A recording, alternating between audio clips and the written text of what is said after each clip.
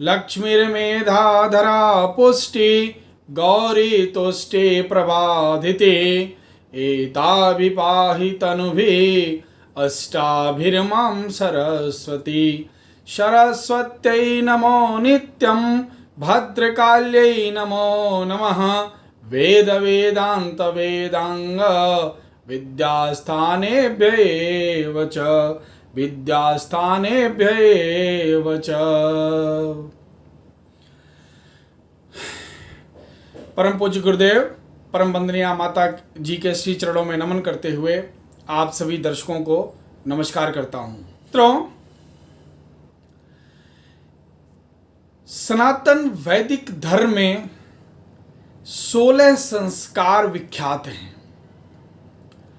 इन 16 संस्कारों में से कुछ तो हमारे दैनिक जीवन में और हम सबके दैनिक जीवन में बहुत ही महत्व रखते हैं, किंतु आज हम उन संस्कारों में से अति महत्वपूर्ण जन्मदिन संस्कार के बारे में आपका मार्गदर्शन करने की कोशिश करेंगे कि क्या आप जिस तरह से अपने बच्चों का या अपना जन्मदिन संस्कार मनाते हैं, क्या वो उचित है और उसमें क्या परिवर्तन लाने की आवश्यकता है और किस तरह सनातन वैदिक संस्कृति को ध्यान में रखते हुए जन्मदिन संस्कार को मनाया जा सकता है।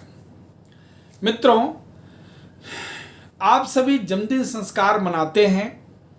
उसमें से कुछ लोग देवी देवता की पूजा भी करते हैं, ईश्वर की शरण में जाते हैं, और अधिकतर लोग केक काट करके और कैंडल बुझा के जन्मदिन मनाते हैं। हमारे सनातन वैदिक धर्म में दीपक को, लौ को, प्रकाश को ज्ञान की, प्रगति की, विकास की आवश्यक कड़ी मानते हुए उसको इसका प्रतीक माना गया है। इसी वजह से हम उदीयमान सूर्य की उपासना भी करते हैं, जो हमारे दैनिक जीवन में चेतना का प्रकाश विकासित करता हो। वह हमारे सामने ही प्रकाश नहीं, हमारे अंदर भी प्रकाशित करता है।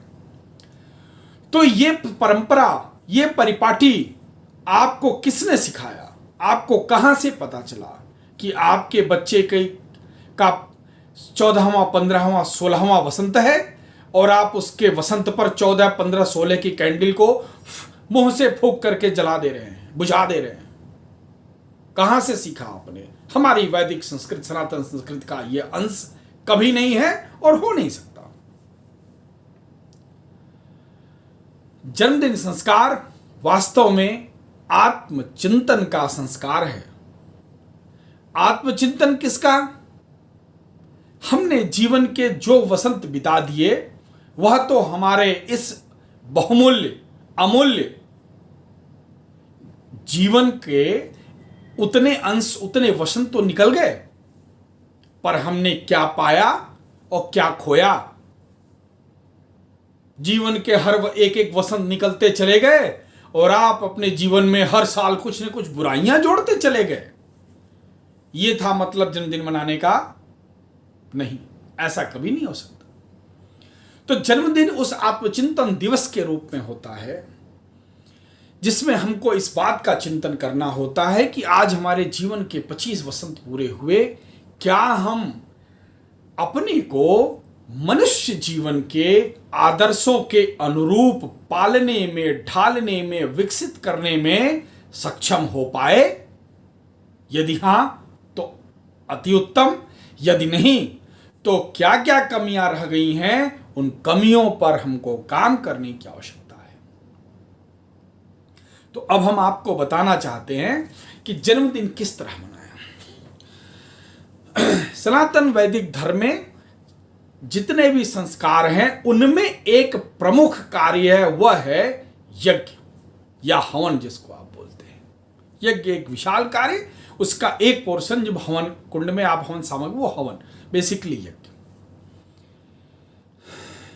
यहां तक कि विवाह भी तो यज्ञ की साक्षी में ही होता है, और मनुष्य जीवन का जो अंतिम संस्कार है शमशान घाट पर भी, वहां भी तो हम यज्ञ की आहुति में अपने को सर्वस्व निछावर करके और इस जीवन को विदा कहते हैं। तो हर संस्कार में यज्ञ प्रमुख है। कोशिश करिए आपके बाल बच्चों का, आपकी पत्नी का, आपका खुद का जब जन्मदिन हो तो उस दिन यज्ञ करने की कोशिश करिए। और जब यज्ञ करेंगे तो देवताओं का आह्वान करेंगे। आप देवताओं का आह्वान करेंगे, उनका पूजन करेंगे तो बट नेचुरल उनका आशीर्वाद, उनका आशीष आपको प्राप्त होगा। और जब वेद मंत्रों के साथ आप हवन कुंड में हवन डालते हैं तो वो मंत्र भी आपको सकारात्मक परिणाम तो देंगे ही देंगे। तो पहली कोशिश तो करनी है हवन करने की। यदि हवन ना हो सके तो शाम के वक्त दीप यज्ञ कर सकते हैं। दीप यज्ञ कैसे? आपके बच्चे का अगर मान लीजिए 12 साल पूरा हुआ तो 12 छोटे दीपक और एक बड़े दीपक की व्यवस्था करिए और उन दीपकों को गायत्री मंत्र बोलते हुए या महामृत्युंजय मंत्र बोलते हुए उन दीपकों को प्रज्वलित कराएं और अपने निकटतम सगा संबंधियों से, माता पहले प्रज्वलित करें, पिता करें, दादा दादी करें, बुआ दीदी और फिर और सगे संबंधी मित्र लोग प्रज्वलित करें। तो आपके बच्चे का जो जितना जन्मदिन है उतने दीपक आपको प्रज्वलित करने चाहिए। और दीपक प्रज्वलित करने के बाद यदि आप किसी प्रकार का भजन, किसी प्रकार की आरती, किसी प्रकार का ईश्वर वंदन या कोई मंत्र जप करना चाहते हो तो और अच्छी बात। और अगर थोड़ा विशाल में कार्यक्रम करना चाहते हैं तो बच्चे का जिस दिन जन्मदिन है उस दिन परिवार के 5 लोग मिलकर नियम बना लीजिए कि आज हम 11,000 गायत्री मंत्र का जप करेंगे या हम 1100 महामृत्युंजय मंत्र का जप इस बच्चे के निमित्त करेंगे। ठीक है, आज हम 101 हनुमान चालीसा का पाठ करेंगे, आज हम सुंदरकांड का पाठ करेंगे। देखिए क्या आनंद आएगा, बच्चे को अच्छा संस्कार भी मिलेगा। और इस दुनिया में हैप्पी बर्थडे टू यू बोलने से किसी का बर्थडे हैप्पी होने लगे ना तो दिन भर कैसेट रिकॉर्ड करके हैप्पी बर्थडे बोल दीजिए। ईश्वर की कृपा और उनकी शरण में जाए बगैर आपका कल्याण कहां से हो जाएगा, ये कंफ्यूजन मत रखिए। आपका कल्याण हो नहीं सकता।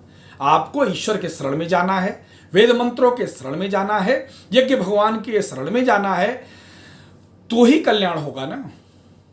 मुंह से तो हम रोज सबके बारे में बद्दुआ करते रहते हैं, रोज सबको हैप्पी बर्थडे गुड मॉर्निंग बोलते हैं। कुछ हो रहा है गुड? क्या नहीं हो रहा है ना। होगा कब? ईश्वर की कृपा से होगा।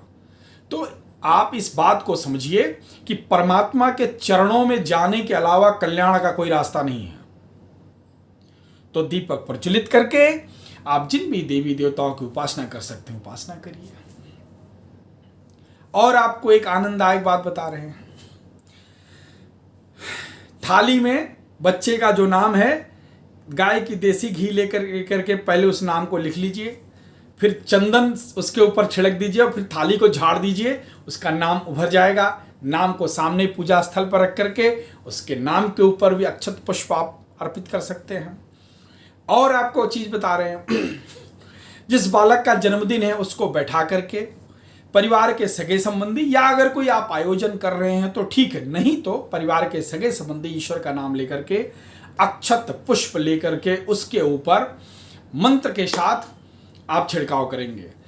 भद्रम कर्णेभिः शृणुयाम देवा भद्रम पश्येमाक्षभिर्यजत्रा स्थिरैरङ्गैस्तुष्टुवांसस्तनोभिः व्यशेमहि देवहितं यदायुः। आप बताइए इस दिव्य अलौकिक वैदिक मंत्रों के अलावा क्या चाहिए आपको? देवहितं यदायुः। मंगलम भगवान विष्णु भी कर सकते हैं। चंदन लगाइए, रक्षा सूत्र अवश्य बांधिए। इस तरह से आपको जन्मदिन संस्कार मनाना है। ये मैं कम से कम वाली बात बताया हूं, ये तो मिनिमम इतना तो करना ही करना है।